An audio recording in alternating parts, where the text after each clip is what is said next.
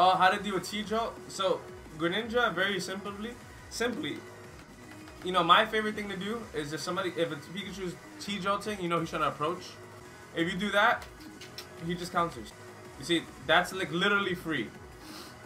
So I love that because, you know, everyone's half his fucking neutral because he's always doing that. Pretty sure that's common knowledge. So you kind of just want to abuse that until he realizes he can't. It's less about actually hitting him. It's less about that. And it's more about making sure he knows you can stop him. Because if you do that enough, he's going to know, like, oh, alright, I can't fucking T-Jolt all the time. With that being said, you know, he kind of T-Jolts and he always has an aerial behind it. So try not to jump directly in. You know, try not to jump directly in because he can catch that. You know, that's kind of what he wants. So if you do have to jump over it, try to jump like backwards, full hop back. That way it's harder for him to like catch it, you know? Oh yeah, I think you can hit it. Yeah, that's really good. That's like really good because it doesn't give him space. So you can treat that like Ryu's Hadoukens where it just doesn't give him space. They're not going to really punish you for spamming Nair, to be honest. Pikachu's not designed like that. Pikachu's not designed to get in. You know, he's not good at getting in. He's good at stopping you from getting in. So, like, whiffing something like a Nair, like right here, what is he going to do? He's going to fucking dash attack you? You're not really too scared of it, you know? I mean, Nairing the T-Jolt. I wouldn't be too worried about it because that'll be a hard read for him, you know? You're not Nairing it every single time. Sometimes you're countering, sometimes you're Nairing. He should never be able to know. And Nair is also just good in neutral because if you have your Nair out early, it'll kind of just beat everything he does. You don't even have to like worry about it. Because he doesn't have fast startup on his on his things like his fair anyway. His fast startup is back air and Nair, but they both lose to Greninja's Nair. So you kind of could just Nair like a little force field and he will never be able to get in. You know? So that's very, very good. Kage Code, what's up? What's up? Did you counter T-Jolt when you played Esam? Yeah, I did. And by the end of game 1, he stopped using Thunder Jolt completely. Because if you like do it enough, you can fuck with him to the point where he's like, it doesn't even feel like his Thunder Jolt anymore. It feels like ours, you know? It feels like we're controlling it. And the Pikachu players kind of just don't like it anymore, you know? Another very common thing that I don't see any Greninja players doing is if he starts back airing our shield, you don't have to sit there and take it. You can interrupt it. So for what I mean by that is while he's back airing, I can just up smash in between it, you know? There's no reason I should stay in shield versus this. You don't have to wait for it to finish. You don't have to do any of that. So the reason I bring that up, how many times do I see a Greninja Nair and then he gets back aired out of shield, you know? I see that all the time. All the time. But yeah, so I see this, you get hit all the time, right? All the time, gets hit. Boom. Always. Yeah, but if he tries to back air, that's it. You should be killing him for that. He doesn't have you have no reason to like let him do that. Alright, so one thing that's going through my head that you guys need to keep in mind, what I'll go over in neutral is, look at that. Look how bad that shit is. So I'm gonna walk away and he's gonna jump into me. Look at that shit. Look how bad his fucking airspeed is. One thing I'm gonna keep in mind is if you can walk faster than him, faster than his air approach, his airspeed being so bad that if you take a single step back, you will never get hit by an aerial. Look, how am I supposed to get hit? You're just walking backwards. He'll never be able to hit you. So what does that mean? If he can't hit you with any aerials, what is he forced to do? He's forced to do any run up grounded option. That's the only thing that can catch you, right? You're literally limiting his options by more than half by just walking back. Even that, look at that. Check that out, guys. His run isn't much faster than our walk either. That's our walk. So if you feel like he's gonna run at you, that's when you just F2. Take a step back, F2. Take a step back, F2. Yeah, see, that's a good trade. I'll take that trade. Look, we could just take steps back.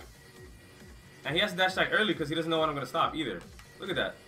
Take steps back. And keep in mind, that's just a walk. See, look at that. If you just walk back, look how hard it is. Look how far he has to run into me. You gotta like run all the way into me to dash attack me. He has to run all the way into me.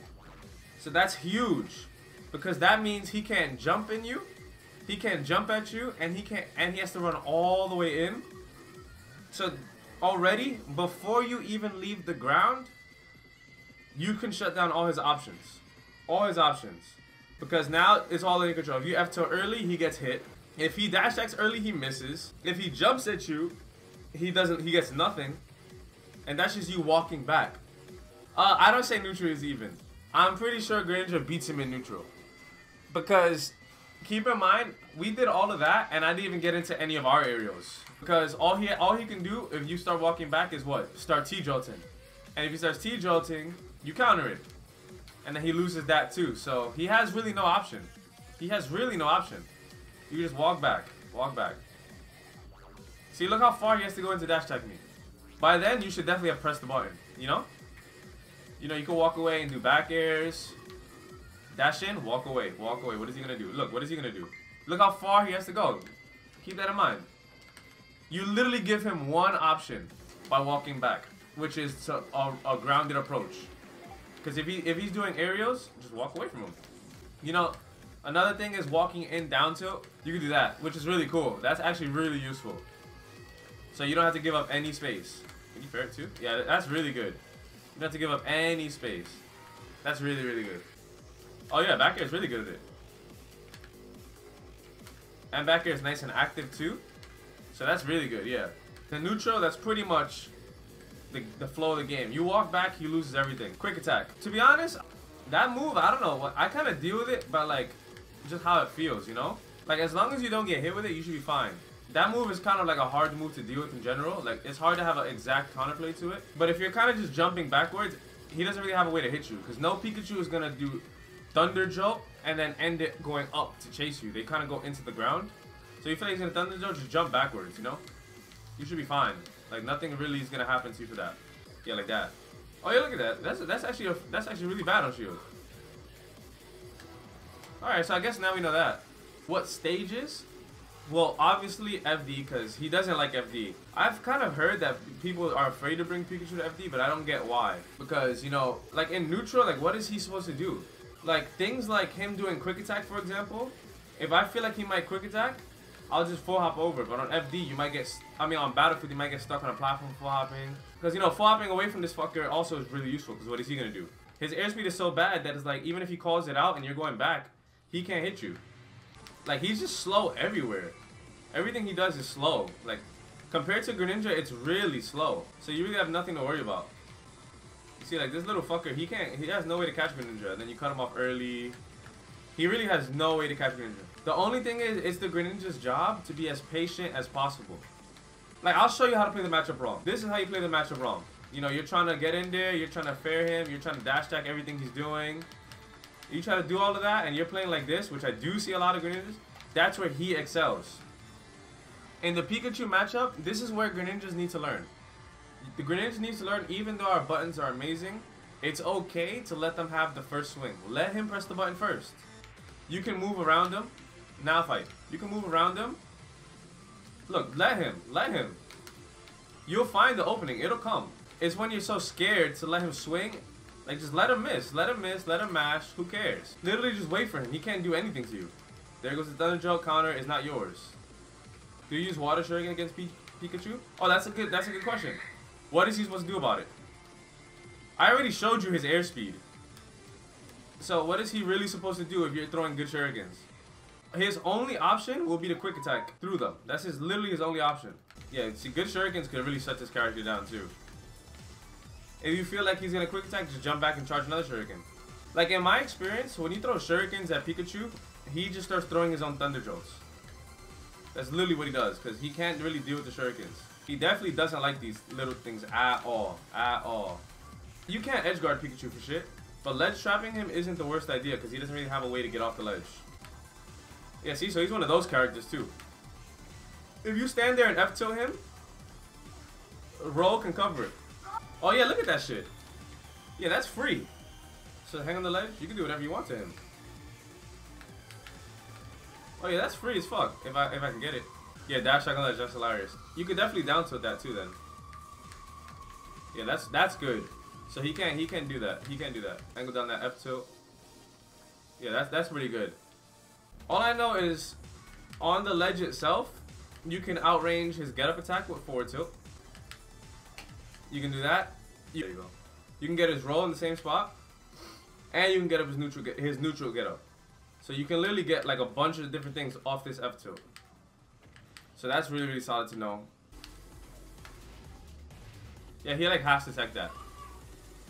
It's cool. If he's ready to tech it, it won't work. But it can catch somebody off guard. It definitely can. It can definitely catch somebody off guard. LOL. Greninja's Nair is -3, so I can kind of just put my block up every time. Like, watch, Nair out of shield. See, that's always gonna happen. He's never gonna be able to, like, get me. You know? Because being -3, if Pikachu's Nair is frame 3, that means it's frame 6 out of shield. And there's nothing he can really do about that. The thing that Pikachu does have in the matchup is, overall, he should be getting a little bit more on hit. So in neutral, Greninja beats him. There's no one that can convince me otherwise that Pikachu beats Greninja in neutral.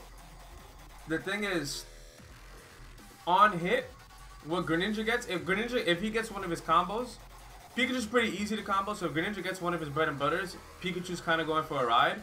The only reason I think it's even is because if Greninja gets a straight hit, you know, it kind of knocks him off stage, and we gotta watch him come back. You know, he comes back for free. You can try to ledge trap him, but you don't really get too much. While Pikachu can kind of annoy Greninja off stage, you shouldn't be getting gimped too much because, you know, Greninja has a lot of mix on his recovery. But it is more annoying on Greninja's side, being off stage with Pikachu, than it is for the other way around. With that being said, the Greninja player has to be super savvy. And if we take that aside, and, you know, we put two completely brand new players to the game. Two people who have never played Smash. One goes Greninja, one goes Pikachu. I'm pretty sure they should be going pretty much back and forth. Assuming they know their bread and butters for each character, they should be going pretty back and forth. As they get better and better, the Greninja player should win neutral more, and the Pikachu player should be taking, like, edge guards further. That's really it. Because overall advantage state, don't get it twisted, Pikachu's advantage state on Greninja isn't that good. It's really not. If Greninja's, like, knocked up in the air, I could just drift away. Pikachu can't really... He has to, like, dash up, you know? The advantage state itself is not that good. It's literally only being, like, off stage, where it's not even broken, it's just kind of annoying. So it's like, you have to respect it, because Pikachu can do some stuff.